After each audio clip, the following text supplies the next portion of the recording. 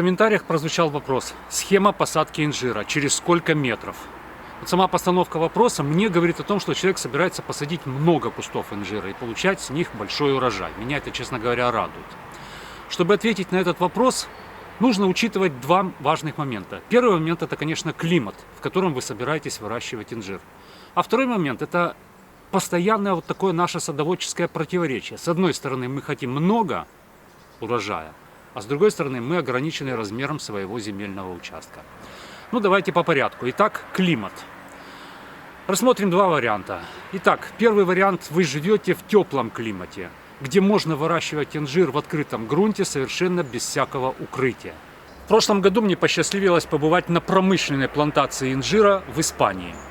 Плантация, правда, немножко заброшена, и, к сожалению, я не стал снимать, вот как он именно посажен, через какое расстояние, но визуально помню.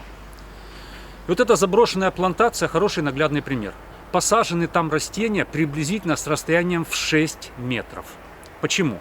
Потому что инжир – растение южное. И для того, чтобы завязывались эти фиги, хорошо вызревали, ему требуется по максимуму света. И вот на расстоянии, посаженном 6 метров, инжир такую возможность получает. Свет он получает по максимуму. Деревья там выращивают в компактном размере. Не огромные, с которых урожай не снимешь. Компактные, толстый, короткий ствол. И от него отходят вот эти самые плодоносящие ветки. То есть приблизительно размер самого растения где-то около 3 метров, диаметр его кроны. С такой кроны легко собирать урожай в промышленных масштабах.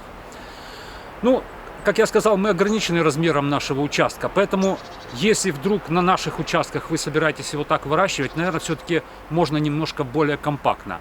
То есть в ряду делать расстояние 4 метра, может быть даже 3 метра, чтобы кроны только-только соприкасались. Но между рядами делать это расстояние больше, примерно 6 метров. Ну, это наверняка такой экзотический вариант выращивания для Украины.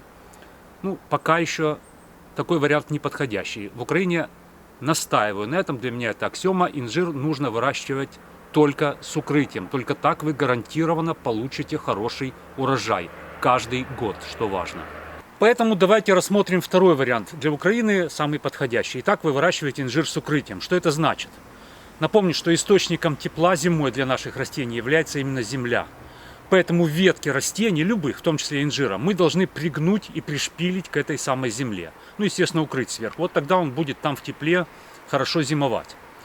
Но у инжира хорошо гнутся только 1- и 2-летние побеги. 3-летние согнуть практически невозможно. Ну и 4-летние, и старше, естественно. Поэтому мы их просто каждую осень вырезаем. А вот эти оставшиеся 1-2-летние побеги мы пригибаем к земле и потом укрываем. То есть фактически мы каждый год этот самый наш инжир омолаживаем. И разрастись очень большим он в принципе не может. Ну и опять же, как я сказал, мы ограничены размерами нашего участка. Или, как в моем случае, как я выращивал у себя инжир в Украине, я устраивал траншею. Естественно, копать траншею сложная задача. И вот в этой определенной длины выкопанной траншеи хочется разместить побольше. Так с каким же расстоянием сажать? Минимум 80 сантиметров. А лучше 1 метр, а лучше 1,20 м. Вот вы получите при этом такой своеобразный компромисс. С одной стороны, в ограниченном пространстве, ограниченном длиной, скажем, вашей траншеи, вы посадите много кустов. А с другой стороны, вот эти кусты, которые мы каждый год будем обрезать, они будут компактные, и они получат достаточно много света, чтобы фиги завязывались, чтобы они хорошо вызревали, чтобы вы получали хороший урожай. В общем, это такой своеобразный компромисс. Меня, честно говоря, очень радуют эти вопросы про выращивание инжира. Я понимаю, что инжир для Украины культура, в общем, довольно перспективная. И надеюсь, что постепенно, усилиями садоводов, инжир прочно обоснуется на всей территории Украины. Ну а с учетом потепления климата, вполне может быть, что и выращивать его будет гораздо проще. В общем, я вам рассказал свои, подчеркну, свои мысли на этот счет, о том, какие схемы посадки могут быть. Но никто не отменял экспериментов и никто не отменял вашего мнения. Спасибо, что смотрели. Увидимся.